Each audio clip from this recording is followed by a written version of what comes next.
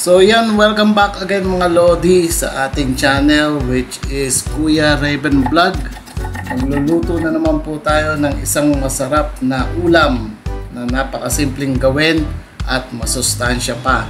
So eto na nga po yung ating mga ingredients. Pinakita na po kanina yung onion, then green beans, and ito pong pinapakita na to ay minced garlic or tinadtad na bawang. Gagamit din po tayo ng durog na paminta, ground black pepper, seasoning sauce para po itong Knorr seasoning liquid or yung Maggi seasoning liquid. So gagamit din po tayo ng asin, then oyster sauce or oyster flavor, then meron tayong natira pa dito na imitation crab. So gagamitin din po natin itong mga Lodi. At ang gamit ko po dito na giniling ay ground turkey. So wala po tayong pipiliin na meat. Kung ano po yung meron kayo dyan, isda or ano, pwede po yan sa ating gulay na gagawin. So ito naman po yung last na gulay natin ay yung carrots. So meron tayong green beans and carrots na gulay dito mga Lodi. So yan lang, hiniwa ko lang ng ganyan, then let's go cook na po mga Lodi.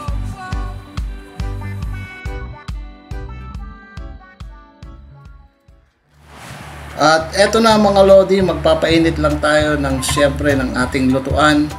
Isang pan or kawali na meron kayo, nakakasya lahat ng gulay natin dito sa kayong karne.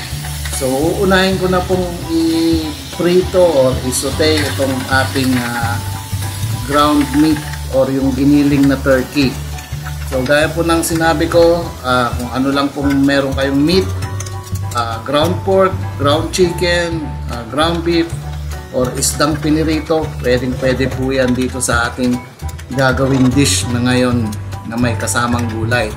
So yan na nga po, matapos natin tong halu-haluin at parang maluluto na yung ating karne dito, nilagyan natin ng asin. So isasang tabi lang po natin to or set aside. At the same na kawali po ang gagamitin natin. Lalagyan natin ng konting mantika at magsusutay po tayo dyan ng onion. At syempre yung susunod natin dyan yung tinadtad na bawang or minced garlic.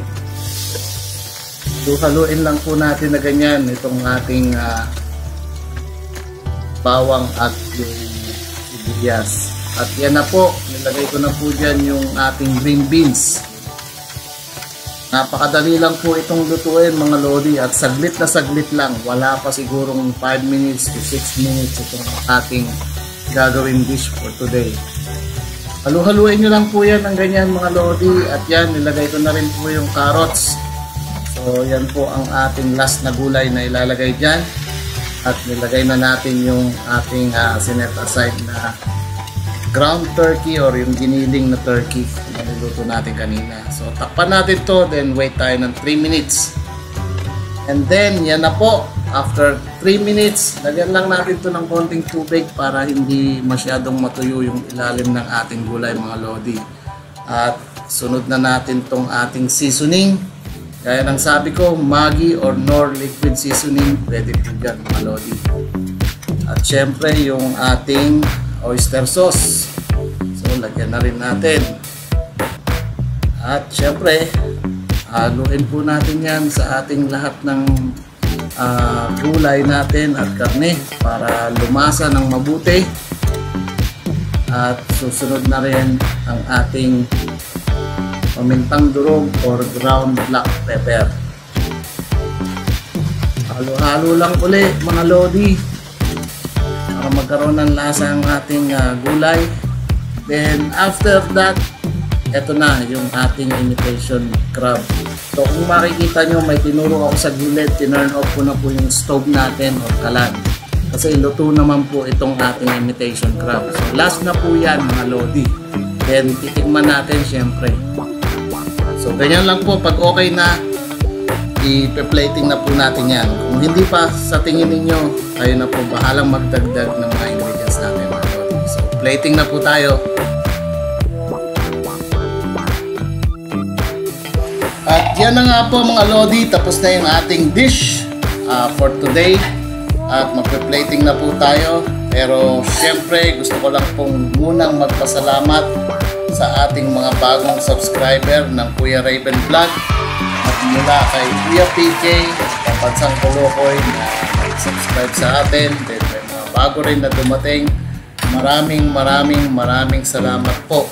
Kahit hindi po ako nakakapag-upload ngayon, pasensya na po kayo dahil alam niyo naman po siguro yung mga past na video na pinost ko, talagang busy po tayo noong mga araw na yun. So ngayon po medyo okay na. So nakakaluto na rin tayo ng pakaunti-konti. At eto na nga, gumawa tayo ng isang masarap na lutuin at madaling gawin na gulay po.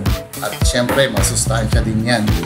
So yan na nga po ang ating ginawang masarap na gulay at easy to do na tatawagin natin na green beans and carrots stir fry, may ground turkey and invitation crab. So yan po yung ating ginawang gulay for today na dish. So yun na nga po, kung bago lang po kayo sa ating YouTube channel, syempre inaanyayahan ko po kayong mag-subscribe at syempre i-like, mag-comment na rin po kayo kung meron po kayong mga katanungan, and leave your comment in the description box below mga lodi. And of course, click the notification bell para sa mga bago nating i-upload pa na video. So yun na nga po, at sa susunod na pagkikita po ulit, maraming salamat po sa inyo mga lodi, at thank you ng marami sa mga bagong subscriber at sa mga darating pang subscriber natin sa Kuya Raven Vlog. Kita-kits po tayo ulit mga lodi sa susunod. Paalam!